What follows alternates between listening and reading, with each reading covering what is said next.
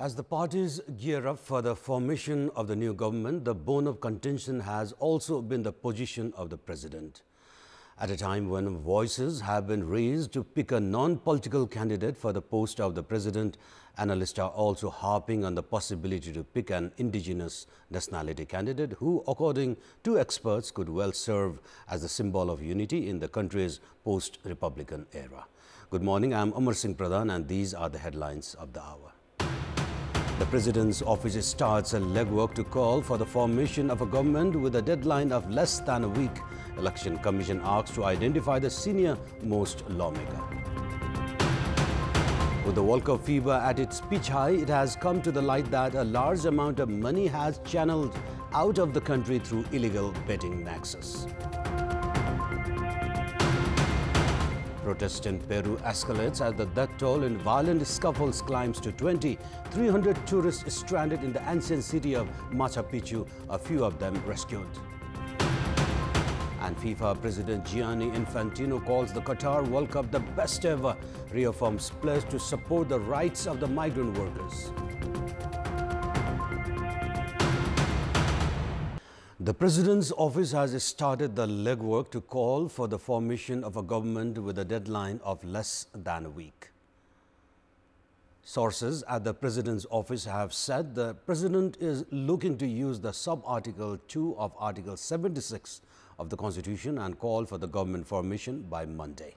It may be recalled that back in 2017, the office of the President had appointed UML Chair KP Sharma Oli as the Prime Minister even before he was administered the oath of a parliamentarian. The President's office is going to carry on with this trend this time as well. The Parliament Secretariat has urged the Election Commission to identify and recommend the senior-most member of the Parliament to facilitate administering the oath of office and secrecy to newly elected lawmakers. The senior-most member at the Parliament will first take the oath in presence of the President, which will be followed by the senior-most member conducting the oath of office and secrecy to other lawmakers. Unlike the previous election, the Commission did not disclose the age details of the elected lawmakers this time. As per the record, the elected parliamentarians Mahendra Yadav, Pasupati Samsher Rana, Mahanta Thakur and Chitra Bahadur Kesi are above the age category of 80. Once the Election Commission recommends the name, the President's office will take 1 week's time before the oath is administered. A new government will be formed as the lawmakers take their oaths. The Parliament Secretariat has expedited management of offices for the parties, while preparations are also underway to use the buildings within the premises of the office of the Prime Ministers, citing inadequacy of buildings within the Parliament Secretariat.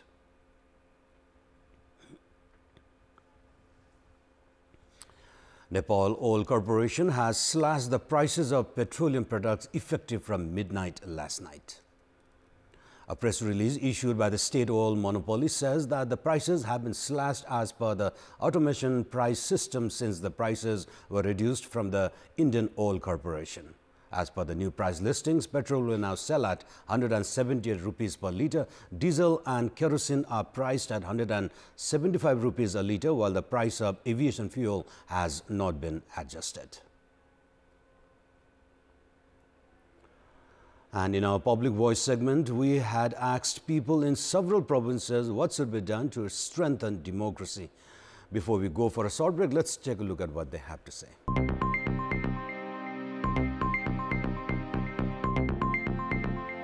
सानोदेखि माथिसम्मका कार्यकर्ताहरूले अनुशासन पालना गर्नुपर्छ। सबैजनाले आफ्नो तर्फबाट आफूले गर्नुपर्ने भूमिका निर्वाह गर्नुपर्ने। नेताहरूलाई राम्रो सोच हैन आफ्नो इमानदारीले हैन काम गर्नुपर्छ।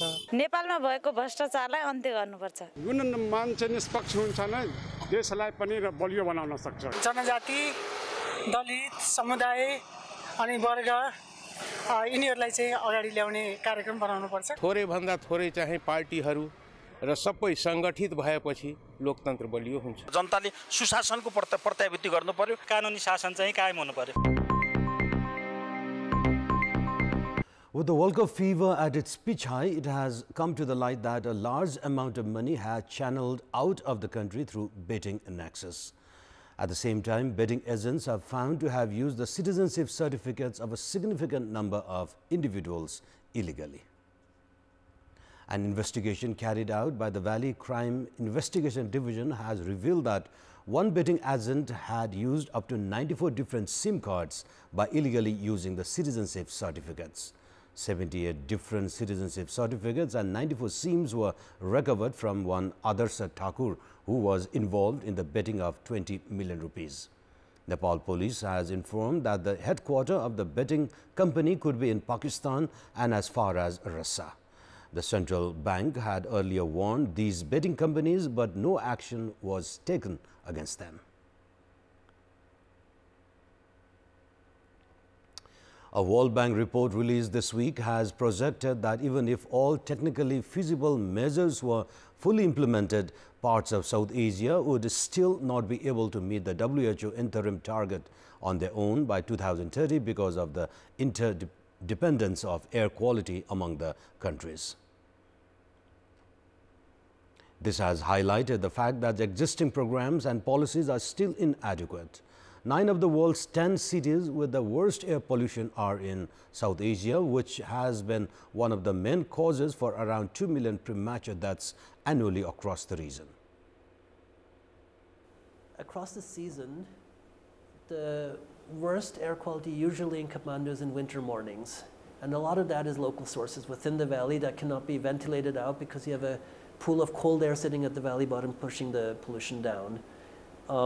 Also because it's cold, people tend to burn garbage and have more heaters running and things. So there is local pollution that makes the ground level pollution within the valley quite bad. Nearly 60% of the population in South Asia live in areas with pollution concentrations that exceed an annual mean of 35 micrograms per cubic meter as opposed to the World Health Organization's recommended average levels of 5 micrograms per cubic meter. Concentrations of fine particulate matter such as soot and small dust in some of the region's most densely populated and poor areas are up to 20 times higher than what is globally considered healthy. However, experts are hopeful that more will be done to reach the air quality goals. So air pollution is a dire situation in Nepal and across the Hindu Kush Himalaya. We get a lot of transboundary air pollution from the Indo-Gangetic plains. But the situation is we can do something about it. If we follow scientific air quality management principles, we can reduce air pollution. Many countries have done it. It's just the political and public will to reduce air pollution, and we can. In its latest efforts, the Department of Environment, in collaboration with the Traffic Division, has begun a campaign to test pollution emission of vehicles running in the capital. सवारी साधनबाट हुने प्रदूषण नियन्त्रणको निमित्त कडाई साथ अनुगमन बढाएका छौं। पुस 1 गतेबाट त सवारी साधन चाहिँ जो सवारी साधन प्रदूषण जाँचमा फेल हुन्छ उलाई अन द स्पट कम्तीमा 5000 देखि 1 लाख सम्म जरिवाना हुन्छ र उले भेहिकल मर्मत गरेर आफ्नो सवारी साधन मर्मत गरेर प्रदूषण पास हुने नबनाउन्जेलसम्म सञ्चालन गर्न पाउँदैन। Given the alarming scenario of pollution in the region, coordination among nations in the region to help break deadlocks in policy action is imperative. In the case of Nepal, interventions like implementing less pollution and more viable brick kiln technology like zigzag kilns have been recommended, along with strengthening of the municipal waste management mechanism. Kathmandu Valley has a bowl-shaped structure, which means the lack of elevation makes it difficult for pollutants to disperse, especially during winter season. Between November to May, the pollution levels are at high, causing health issues in valley residents. We have more in this report by Sarah Sapsanama. It's a normal weekday for 35-year-old Kapon resident Rima Thapa Ghimire. Her day begins at 6 in the morning, and by 8 o'clock, she has cleaned her house, sent her daughter to early school, and readied her son for the day. But in the winter season, when air pollution soars, Rima struggles with her daily works as her asthma worsens. She's been making rounds of TU Teaching Hospital in the capital in recent time. जाडोको सिजनमा चाहिँ एकदम धेरै बढ्ने क्या सासहरू चाहिँ अरु त खासै केही पनि हुँदैन दमको त औषधि नै हुँदैन नि त लिमिट अलिअलि मात्र हुन्छ त्यो चिसोबाट बच्नु पर्यो अर्को केही छैन धुलोबाट बच्नु पर्यो Bibi Lakshmi Tamang from Nangle Bhare, Kathmandu shares a similar story. धुलोधाली धेरै भएको के कमजोरीलाई धुलोधाली अब बस्दो भाउ अलिअलि नपाले सुख छैन बस्दो भाउ पाल्नु परिहाल्यो अब खेती कामै अलिअलि नगरौँ भने खानुपर्छ अनि अलिअलि गर्यो फेरि अब समस्या बढिरहन्छ. Pollution has been the primary cause of pulmonary issues in the younger generation and the worsening condition of the elderly. Doctors call it a silent killer and a contributing factor for asthma, bronchitis and even lung cancers. Cancer मध्ये सबैभन्दा बढी मृत्युको कारण फोक्सो cancer भएको छ. यो पनि वातावरणीय प्रदूषणले यसमा योगदान दिएको छ. अनि हामी प्रत्यक्ष देख्दा त असर देखिदैन जस्तो ज्वरो आयो भने शरीर दुख्छ प्रत्यक्ष असर देखियो मानव डेंगू या कोभिडको बेलामा सास फेर्न गाह्रो भयो प्रत्यक्ष तर यसले अप्रत्यक्ष रूपमा दीर्घकालीन असरहरू स्वास्थ्यमा पारेको छ र यो एउटा प्रमुख मृत्युको एउटा 10 वटा कारण मध्ये 10 वटा मृत्युहरू मध्ये एउटा मृत्यु चाहिँ प्रत्येक 10 वटा मृत्युमा वातावरणीय प्रदूषणले भूमिका खेलेको छ. Between November to May, pollution levels in Kathmandu remains at alarming high. The capital is located deep within a valley, lacking the elevation and wind to allow pollutants to disperse. And the dip in temperature in winter further slows down the movements of wind, resulting in more accumulation of the pollutants. If we are to reduce air pollution and improve the quality of air that we breathe, the government must scale up its efforts and introduce effective policies, be it national or transboundary. In the meantime, there is also a call on the members of the general public to take their roles with more seriousness. With Vikas Joshi, Pashupati Burathoki, Murari Ghimire and Rupa Koirala on camera, Sarah Sapsanama, Kathmandu. An armed police force personnel was shot at and gravely injured in Ramnagar of Sarlai yesterday evening. Local authorities have said the injured youth, identified as local resident Suresh Shah, is in a critical condition. During the time of the incident, he was at a local eatery.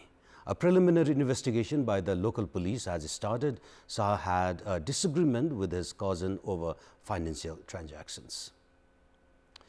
And moving on, the Nepal Airlines Corporation, which 3 decades ago operated 20 different aircrafts and enjoyed majority market share, has now been struggling to raise enough revenues to even cover its operational cost. Only 4 of its international aircrafts are in operation at the moment, while just one Twin Otter is currently in use for domestic flights. However, the corporation boasts of a 1,700 strong human resource and only yesterday called for 135 more vacancies.